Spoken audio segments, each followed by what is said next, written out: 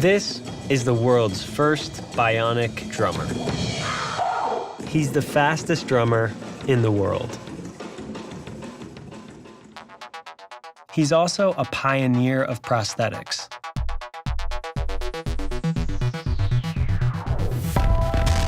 He's trying to control these robotic fingers with his mind.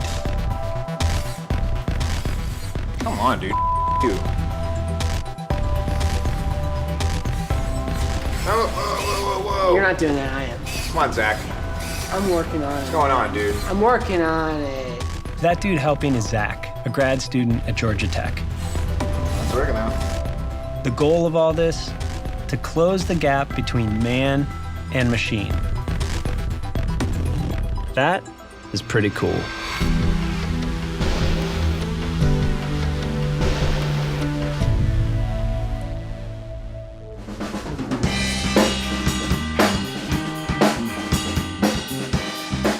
For Jason Barnes, music is life.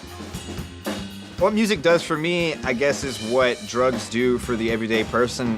It's kind of an escape and a release for me. I've been a musician from a young age. I grew up watching my dad play guitar. Ever since then, drums have been my passion. Unfortunately, when I was 22, I was involved in an electrical accident at work. A transformer exploded and shocked him with 22,000 volts of electricity, burning him badly. He and his doctors made the tough decision to amputate his arm. I felt at the time that I had lost everything I had as far as being a musician goes. It's completely devastating, especially when that is your whole life and it's taken from you. Something like that could potentially be the end of your world. But in a way, Jason was just getting started. I drug my drum kit out of the garage and taped the drumstick to my stump. Still had bandages on it and everything, and proceeded to start playing the drums. That one right there is the push point for me to accept what had happened and try and do something with it. He was on his way to becoming a bionic musician. So the next thing Jason did was build a custom prosthetic to play the drums. And it worked pretty well.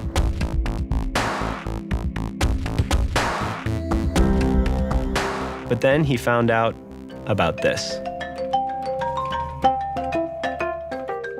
This robot musician is actually improvising. It's listening and responding in real time, just like a human. I've always been excited about creating something new that will inspire and surprise me. That's the robot's creator, Gil Weinberg.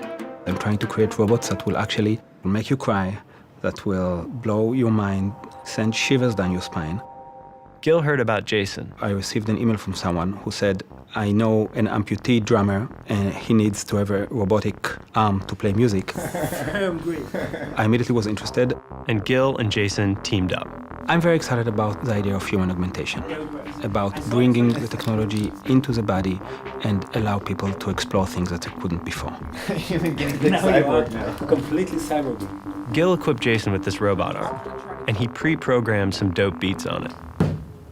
That allowed Jason to do this.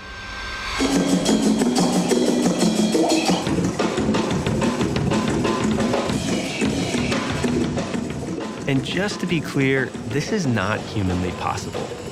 He's doing 40 hits per second. That's twice as much with one arm as any human could do with two.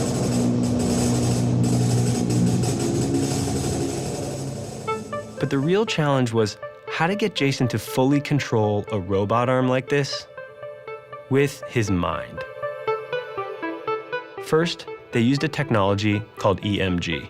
EMG stands for electromyography. EMG reads electrical signals from the muscles in Jason's arm. Those signals start in his brain.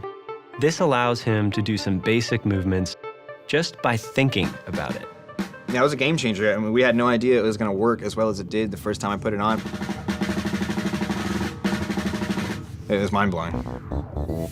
But to give Jason even more control, they'd need a stronger and clearer signal from the muscles in his arm. So they're trying something new. This is where all the ultrasound research and magic happens. They're using ultrasound technology to help sensors see the signals Jason is sending much more clearly. Again, first from his brain, then to his muscles, then to the robot arm. If it works, he'll be able to control 5 different robot fingers with his mind, just as if it were his hand. Ba, That's the ring finger. ba, and then it goes open. And that's the Thumb. Yeah, okay. Yeah. Index, middle finger, ring finger, pinky.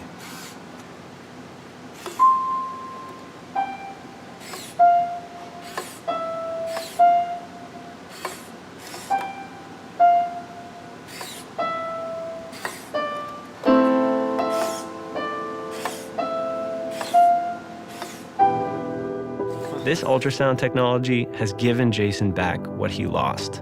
He and the team are paving the way for amputees to regain function again. I didn't think I would be where I am now, especially after my accident. Little did I know that 5-6 years later, we would be on the verge of developing some of the best technology for amputees. Like, how could anybody foresee something like that? For Jason and Gil, this is just the beginning. They want to keep going with ultrasound. We're really interested in trying to put it all together in a one self-contained arm that can travel and bring it from the lab and into the world. Why stop here? Why not try and make it better? Imagine if we developed this technology and made it readily available for the everyday person and everyday amputee or someone with disability. At the end of the day, this is all about trying new things and questioning everything. Allowing people who have disabilities to show that they're not only not disabled, they're actually super able.